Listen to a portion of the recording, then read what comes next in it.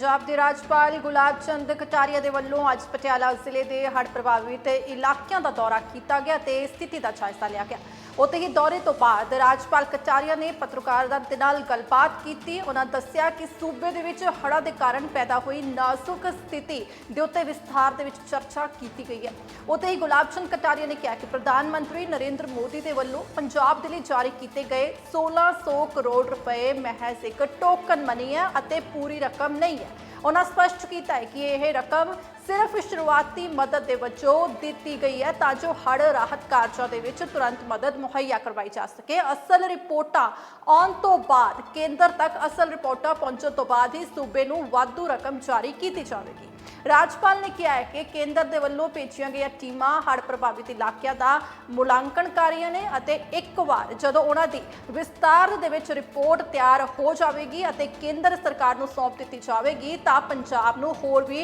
वित्तीय सहायता प्रदान की जाएगी। 88 में पंजाब में बाढ़ की स्थिति थी, लेकिन अब की बार 2025 की 1988 से भी अधिक था। 3 प्रमुख नदियों में तो सामान्यतः रावी सबसे ज्यादा अब की बार हमको प्रभावित किया है, सतलज और व्यास का भी है, लेकिन गद्दर के पानी ने भी एक तरह से काफी कुछ एक तरह से चुनौती आ गई। गद्दर में भी जो पानी का लेवल था वो अब की बार सबसे अधिक था, खतरे के निशान से ऊपर भी चला था और उसके कारण से गद्दर से प्रभावित जो एरिया है उनमें विशेष प्रकार का मानव हानि तो इतनी नहीं हुई, लेकिन फसलों की और बाकी प्रकार के जो नुकसान है वो हुए। तो मैं स्वयं भी इसीलिए आया था कि कम से कम एक बार, समय तो काफी गुजर रहा है लेकिन अभी भी आपके यहाँ गगर खतरे की बिंदु के आसपास ही चल रही है। इसलिए 2 दिन में थोड़ा सा 1 फीट पानी जरूर उतरा है, लेकिन अभी भी अपन उसको एकदम सेफ नहीं कह सकते।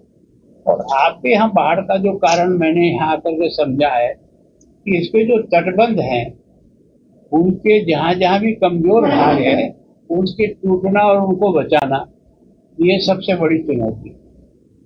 क्योंकि उसके कारण से फ्लड का पानी ज्यादा फैल सकता है। लेकिन ये अच्छा रहा कि सब लोगों ने, विशेष करके यहाँ पब्लिक ने भी एक तरह से प्रशासन के साथ जुड़ करके जितने भी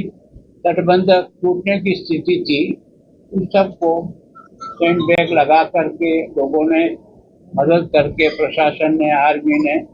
सभी ने मिलकर के व्यवस्था की। उसके कारण से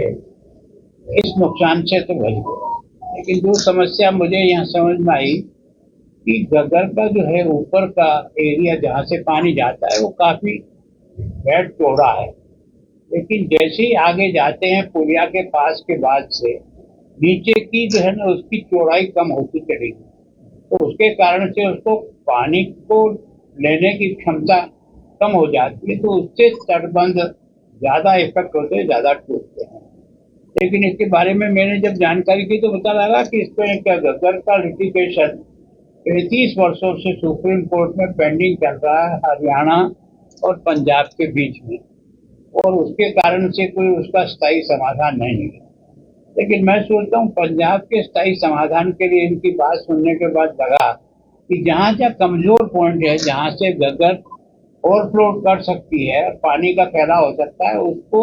जितना मजबूत किया जा सके कि उसके कारण से उसको बचाया जा सके। 30,000 हेक्टेयर का यहाँ पानी के अंदर जो फसलों का नुकसान हुआ है उसका आकलन हो रहा है। थोड़ा बहुत जो है ना मानव हानि हुई है वो तो 2-3 हुई है, लेकिन अभी जो है पशुओं की हानि भी यहाँ बहुत कम है। वैसे सामान्यतः केवल पानी के फैलाव से कारण, लेकिन बिल्डिंगों को नुकसान होने का अनुमान सारा खत्म होने के बाद पूरा लगेगा, तो उसका भी अंतर मैं सोचता हूँ कि सरकार ने भी, प्रधानमंत्री स्वयं आए थे, लेकिन वो अधिकांश जो है ना आपकी बॉर्डर एरिया में अमृतसर और यहाँ जहाँ बहुत ज्यादा कठिन रावी से उसको देख करके, लेकिन उन्होंने पूर्ण आश्वस्त किया था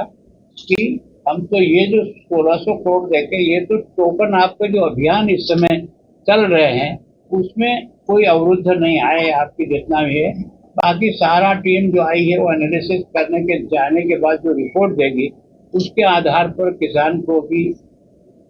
मकान को भी, पशुओं की हानि को भी और विशेष प्रकार के जो कुछ भी डैमेज हुए हैं प्रॉपर्टी उसके बारे में भी, और एक भविष्य में इन जिलों में जिनमें बाढ़ आती है वहाँ कम से कम भविष्य में एनडीआरएफ की टीम के वेल इक्विप किया जाए, ऐसे साधन उनके पास उपलब्ध हों कि ताकि वो तुरंत उसके बारे में। मुझे बहुत अच्छा लगा कि यहाँ आर्मी के कारण से और सभी के सामूहिक प्रयास से मतलब पब्लिक का लॉस उतना नहीं हुआ।